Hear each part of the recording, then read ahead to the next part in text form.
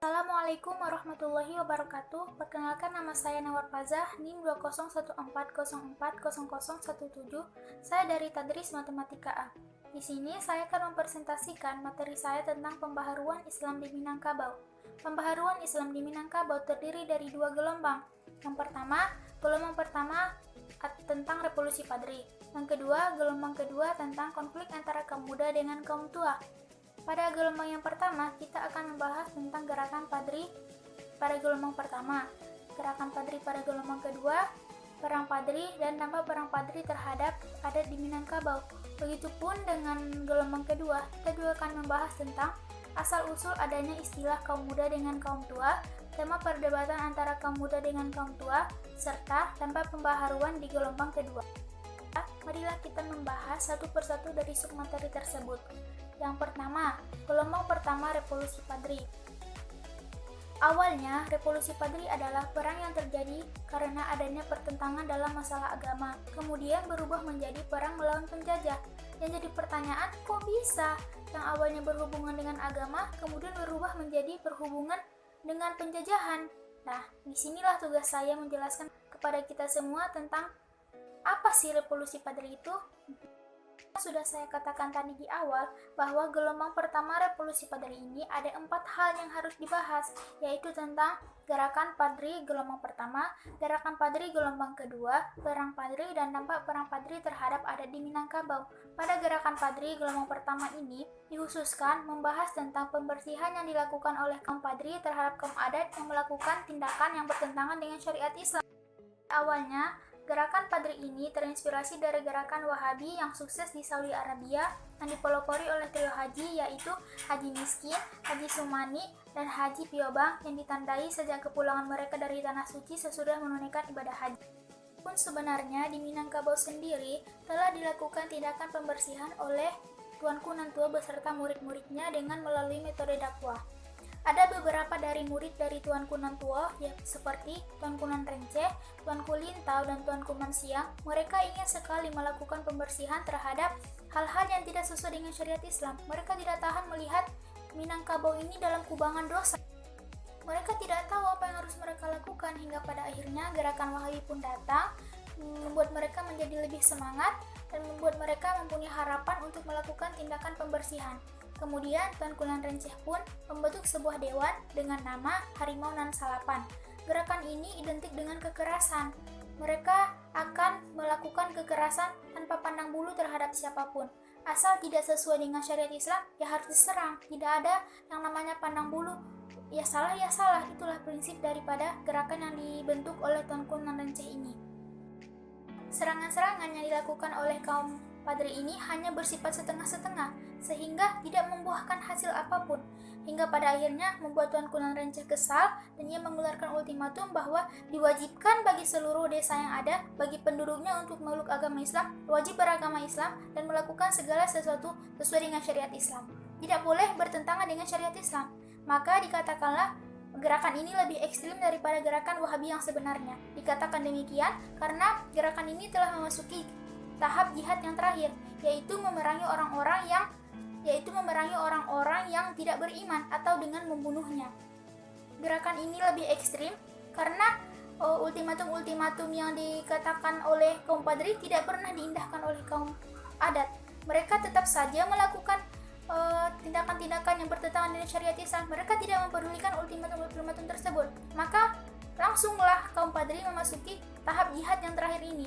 Maka dengan itu memerangi orang-orang yang tidak beriman, langsung memerangi saja, tidak perlu lagi mengatakan ultimatum-ultimatum. Jadi dengan demikianlah dikatakan bahwa gerakan ini lebih ekstrim daripada gerakan Wahabi yang berada di Saudi Arabia. Gerakan Padri gelombang kedua. Gelombang ini membahas tentang pertempuran antara kaum Padri dengan kaum adat, di mana kaum adat bersekutu dengan Belanda. Pada masa ini, kaum Padri tidak memberikan sedikit pun peluang terhadap Belanda untuk memasuki wilayah mereka.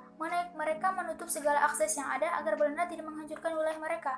Kemudian, kaum Padri pun membuat perjanjian dengan Belanda, di mana menghasilkan bahwa kaum Padri akan mengurangi tuntutan mereka terhadap Belanda, dan Belanda harus ikut berusaha mengingatkan kaum adat untuk tidak melakukan tindakan yang bertentangan dengan syariat Islam, serta pihak Belanda tidak berani maju, hanya stuck di situ saja dalam melakukan penjelajahannya terhadap Minangkabau.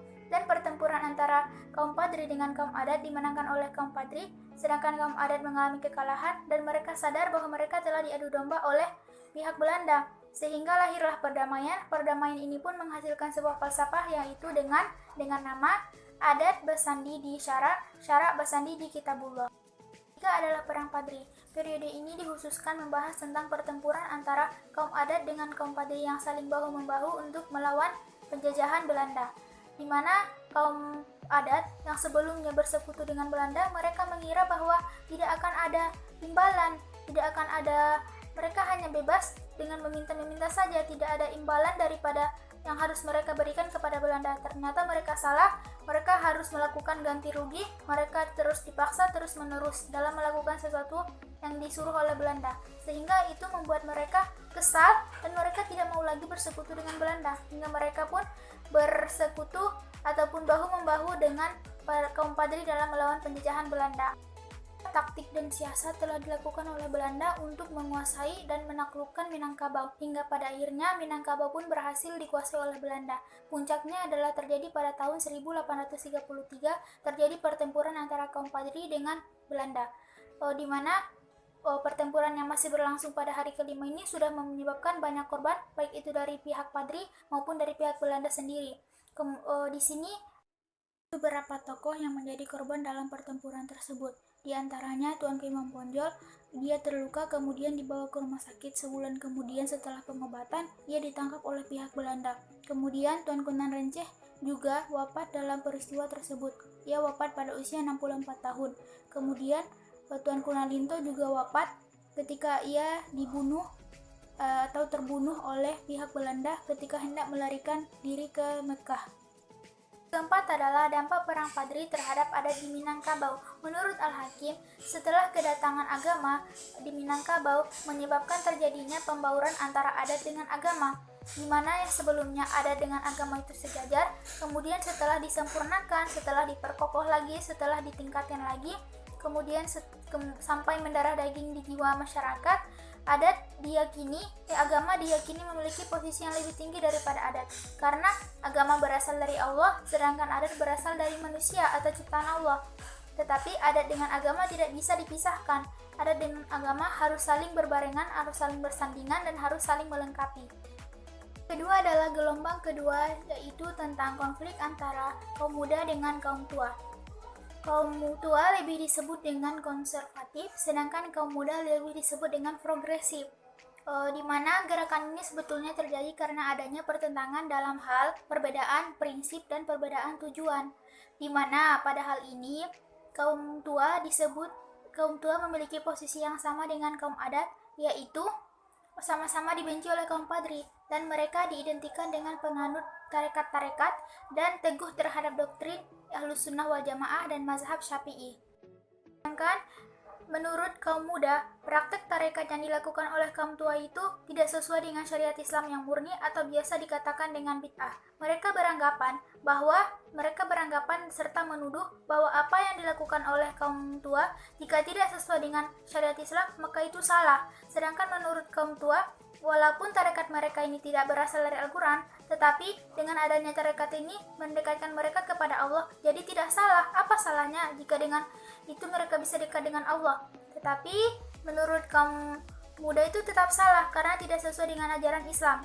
Dan sebab inilah terjadilah pertentangan antara kaum muda dengan kaum tua, di mana kaum muda ingin melakukan perubahan yang modernisasi tetapi tidak bertentangan dengan syariat Islam. Sebenarnya praktek yang ditentang atau dikritik oleh kaum muda ini berhubungan dengan adat, syariat, dan tarekat dan sebagainya.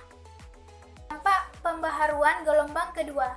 Setelah melakukan gerakan-gerakan kaum muda menuju kemodernisasian, terjadi peningkatan atau terjadi kemajuan dalam bidang politik dan sekolah, di mana politik dan sekolah mengalami kemajuan dari sebelumnya. Tetapi tetap walaupun mengalami perubahan, walaupun mengalami kemajuan, tetap tidak bertentangan dengan syariat Islam, serta adat-adat yang ada di Minangkabau tetap berjalan sesuai dengan syariat Islam.